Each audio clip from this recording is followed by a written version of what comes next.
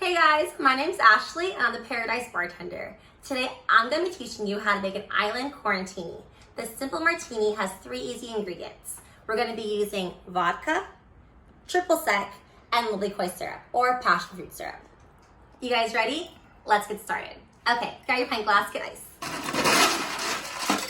Perfect. We're going to do 2 ounces of vodka, half ounce triple sec.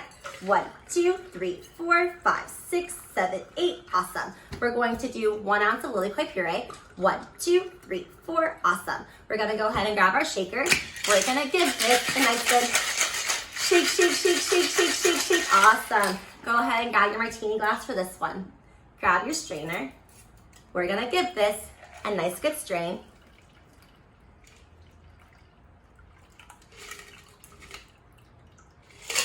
And that's it, the island quarantinis. Fun, right?